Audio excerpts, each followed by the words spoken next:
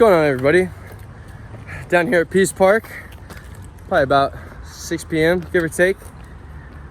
Nice and cool. It was pretty hot last week, like in the hundreds. It's nice, like 80, 85 maybe right now.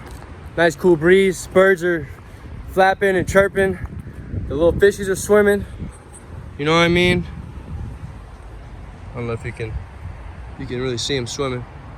They're there though, I promise you they're there. So I want to come on here and make this video talking about creating opportunities for yourself to network with people, right? Because people think networking is just gonna come here and there, like when the opportunity shows itself. And I want to give an example for something that just happened to me, like that I went through recently. It was last week. It was not even last week. It was how many days ago? 4 days ago? I think 3 days ago.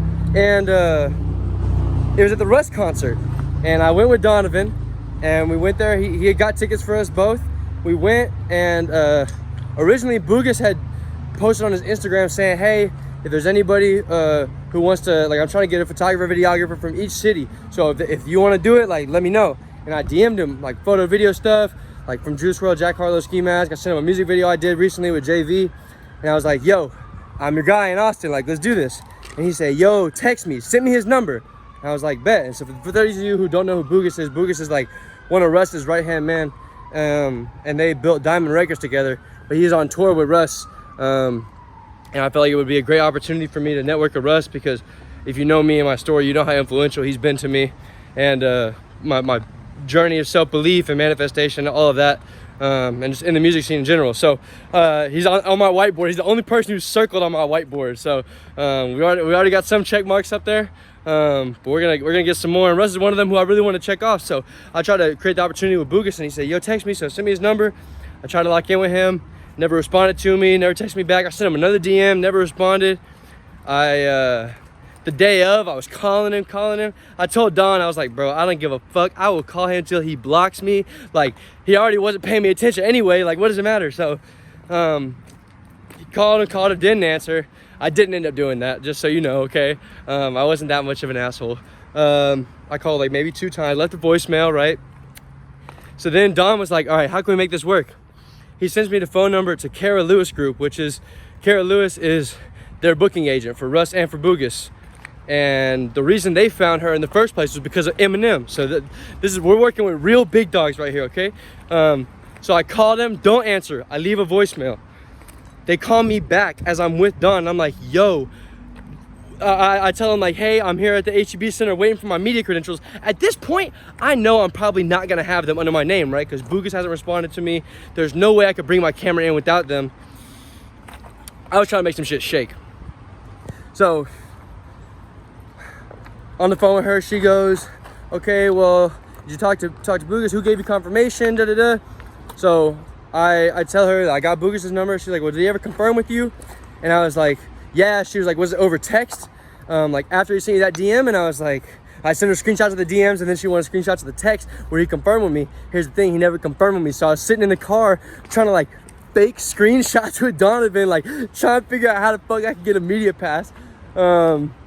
We didn't end up doing it, and then by the time that I was trying to Photoshop it in the car, just like on my phone. Didn't work. So then by the time I was still working on that, she calls me back. She goes, hey, I just got off the phone with Russ's manager.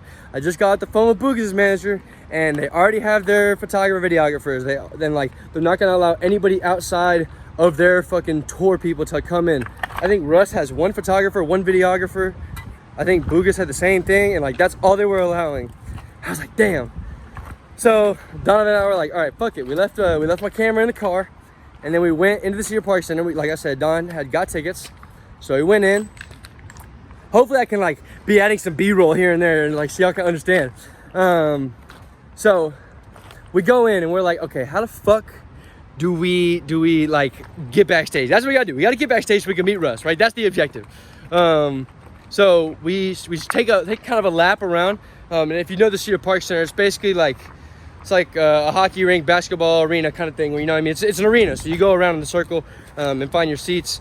And on the outside, they have like food vendors and all that stuff, merch, whatever. And so we're in there, going for a big lap around the outskirts, trying to figure out what move we could make. We found a couple things. We're like, okay, maybe we could hop this little staircase because there's this curtain blocking it. We're like, okay, well, maybe we can like trying to figure out what we could do, right? Just trying to plot and plan. And Don saw these 2 double doors and he was like, let's go through there. Like, it looks important. And I was like, okay, bet. So we just big balls and just like walked confidently as fuck right through the doors. And then it was like into the little like catering area, like the food vendor catering area for like the artists and the production staff. And we just fucking went in, grabbed the water, sat down and just played the part, like straight up played the part. Started chopping it up. I met like some of the photographers who were working with Boogus, which is funny. We talked with like the lady who was doing the catering from the Cedar Park Center. From there, we walked backstage, walked right past the security guard. Ended up like getting into the GA pit. And then they tried to stop us as we were, we kind of like left the area and then came back and they were like, yo, like you don't have a wristband. And we were like, oh no, we're just like we're production staff. We were like, we're stage hands or something like that. Like we're production staff, like production assistants. And then he was like, well, take this wristband because I don't want to have to stop you again because it makes my job harder. And I was like, okay, man. So he gave me and Don both the wristband. Boom. What we didn't know at the time was that was just the GA wristband. It wasn't like the backstage wristband. So we had GA access and we stayed there for a couple songs, just enjoyed it because by the time that we got into the pit, he had gone on. So we realized, okay, we're not gonna be able to get backstage till he's off the show. We had his set list pulled up because he put it on Instagram, so we were trying to time it. And so we were like, okay, after this song, we're gonna leave. So we left. We're still in the arena, right? But we left the GA pit. We're trying to figure out how we can get backstage to see him again. So we did the same thing. We took the GA wristbands off our wrists because we wanted to play the part, right? We didn't want to look like we were fucking fans in the catering area. And walked right back in, the same thing, big balls. It just walked through, grabbed a drink, sat down. We saw the same vendoring lady. She gave us a smile, like was super cool with us.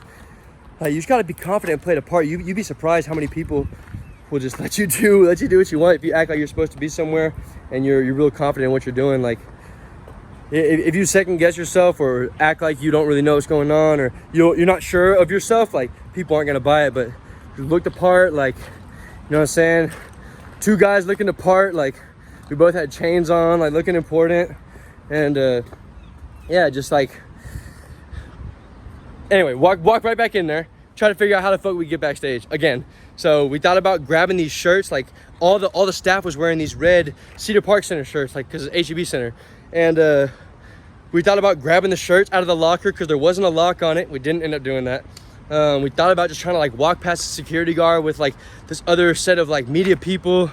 It didn't work. They stopped us. And this is as, like, Russ got off the show, like, off the stage. And we were trying to meet him. We didn't want to be right after because we know, you know what I mean? Don's an artist too. We don't want to go as soon as the show is over because all he wants to do is get some water, get some food, maybe, like, rest, like, chill, take a breather, like, shower. You know what I mean? That's what he wants to do at the show. And I'm not going to be that kind of fan who's bombarding him afterwards when I'm not even supposed to be backstage, right? You gotta know your place and play it right. So we waited out, tried to get past, security blocked us, End of the story, we didn't end up meeting Russ. Okay, we didn't end up meeting Russ. We walked past his dressing room, which doesn't really count for much, but I did meet like Boogus' media crew, right? Who were just a photographer from Houston and I think Dallas, maybe something like that. But they were cool guys, and you know what I mean? They got decent connects on Instagram, but I met them, right? I met Boogus through me just fucking sending a DM, right? Because he gave me his number, even though I didn't shoot his tour, right? I got Boogus' phone number now, right? You know what I mean? That's little W's that add up, right? Especially in the music industry, it's all about who knows you and who you know. Like, so important to build relationships. So this is about creating opportunities for yourself to network, because it would have been so easy for us to have just accepted that I didn't get media credentials, not have even tried to contact Boogus again, not have called Kara Lewis Group. We could have just accepted the fact that we had those seats. Don had got seats that were like some of the, like, they weren't the cheapest because he wanted to have them as backup in case we weren't able to do anything, but they weren't like super expensive, you know what I mean? There were tickets going for several $100s at the time, and the ones he got were like $50, I think. So We could have just sat in the very back, but right, we snuck into GA, right? Got the GA thing. Granted, we weren't networking with people there, but it was a different experience, you know what I mean? And then meeting the media guys, right? Like, we could have accepted that that's where we were, right? But we didn't, and we tried to find some way to make shit shake, and we did, right?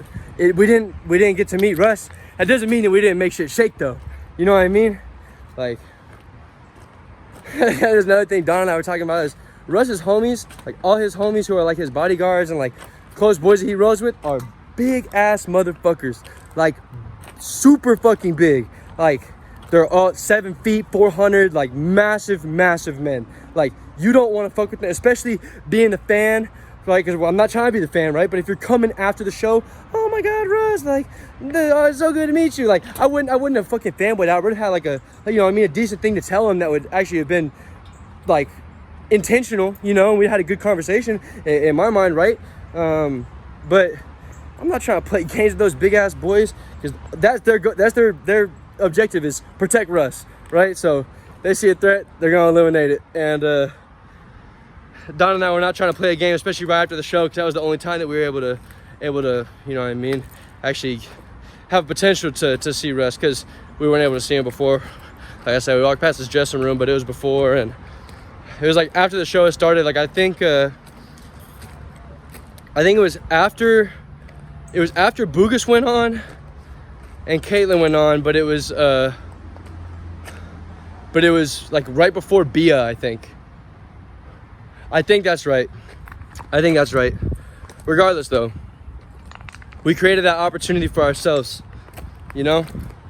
We could have accepted that our seats were in the back and I didn't get media credentials. We could have accepted that, but we didn't. And still pushed the boundaries of trying to make shit happen for ourselves, because we're both hungry, trying to make names for ourselves and trying to make careers. Damn, literally just seen a hawk right in front of me, just flew up on this tree, man. That's real shit. And I know Don's gonna watch this too, so that's real as fuck, man.